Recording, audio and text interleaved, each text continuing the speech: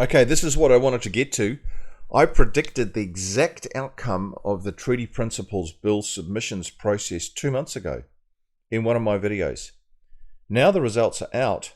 The corruption is worse than I thought, and here's why. So in today's video, I discuss the results recently published by the Treaty Principles Bill Select Committee. Number 2, I show how they confirm the fact that the result was predetermined, a result orchestrated ultimately by Luxon to suit Luxon. Number 3, I show how the results point to the existence of unfettered National Party corruption. Watch. So here are the results. Of the more than 300,000 written submissions, 90% were opposed to the bill, 8% were supportive of it, and 2% were unstated. Of the oral submissions, 85% were opposed, 10% supportive, 5% unstated. So how do we know that these results indicate that great corruption is at work here? Well, watch this. Well, first, in October last year, and I just get the timeline right, a Courier poll showed 46% in support, 25% opposed, and 29% unsure. Many more were for the bill than against it. That's what I want you to get from that poll. Then what happened? Well, all hell broke loose in the media to turn people against the bill. The media said, we're not having this. We've got to turn this around. And it worked. Well, what happened next?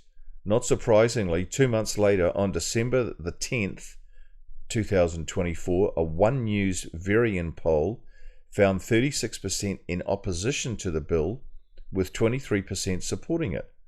39% didn't know. In other words, in just 2 months, the poll results virtually reversed. That was the media's influence. Then, on December the 15th, the ACT Party commissioned a Courier poll. It reported 39% supported the bill, 36% were opposed, and 25% were unsure. So what you have here is 3 polls in 3 months. 2 of the 3 showed more supported the bill than were against it. 1 of the 3 showed more against it than for it, but only just. The key point I want us to grasp is that none of the polls showed anything like 90% opposing the bill and only 8% supporting it. Conclusion: the whole process was corrupt.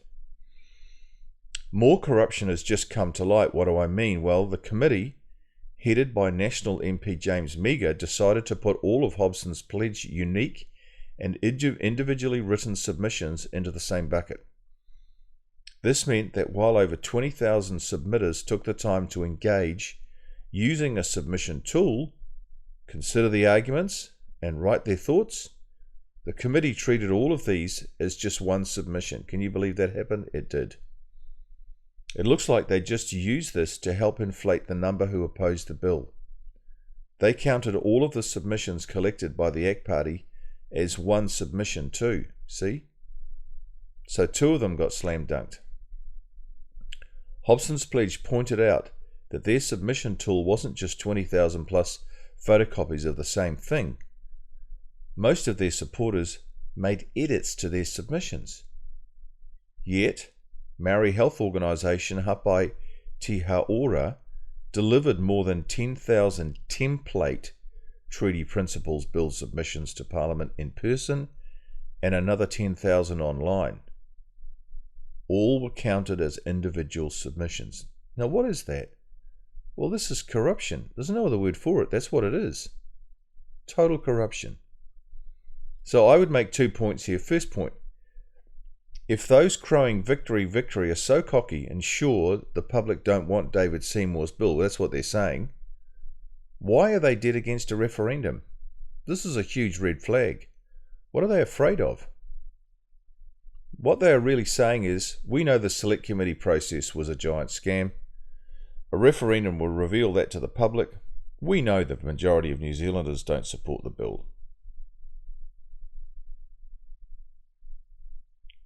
We know the majority of New Zealanders support the bill. In other words, a referendum would expose the corrupt nature of the Select Committee process. That's what it would do. My second point is this: Seymour is unrepentant and determined. His End-of-Life Choice Act, remember that? 90% of submitters opposed it at the Select Committee stage. Yet when a referendum was held, it passed with a whopping 64 to 34 majority. So what is this saying? It's saying that select committee process is a very inaccurate guide to public opinion. It's too open to corruption. Results can be easily manipulated. The 90% against 88% for result illustrates my point perfectly. Only referendums give accurate results. This is why we must have one. No matter what we do, we've got to get a referendum on this, and we have to get it as fast as possible. Yeah, that's the only way to know what the country's thinking. See? If the select committee process was accurate for ascertaining public opinion, then the select committee results would be very close to the results of the 3 polls taken late in 2024. Surely, that's just logical. But they were not close. They were wildly different, which points to the conclusion that the whole Treaty Principles Select Committee process was corrupt. Well, in a moment, I'm going to show you again the video I published 2 months ago, which showed how the Select Committee process was rigged and how the whole result was predetermined. In that video, I showed how the submissions process was set up to give Luxon the result he wanted and he needed. See? This tells us a lot about Luxon. He's slippery and deceitful. He doesn't want to know the will of the people. If he did, he'd initiate a referendum. He didn't think twice of deliberately corrupting a democratic process. He has a hidden agenda to marify New Zealand and further co-governance. That's Chris Luxon. Bugger the people, he says. I'll do what I want. Watch this. Don't you worry, we're going to honour it big time. Yes, thank you. We appreciate that. We're going to spike it, we'll kill it, don't worry. We're going to spike it, we'll kill it, don't worry. We expected the bill to have a lot of submissions, but it was even more than we'd expected, and so they really just overloaded it and caused it to shut down. It's great so many people want to have their say, but the pressure was just a bit too much. It's really up to the committee to analyse them. What I do know is that the numbers at the end of the day aren't really what matters. The bill has a referendum. If you want to ask about numbers, let people vote on the final product. Even the people that oppose my bill appear to be supporting the idea of mass participation in what the treaty means from 2025, and I think that's very, very exciting. Don't you worry, we're going to honour it big time. Yes, thank you. We appreciate that. We're going to spike it, we'll kill it, don't worry. We're going to spike it, we'll kill it, don't worry. So there you go. We're going to spike it, we're going to kill it. There you go. See? Corrupt.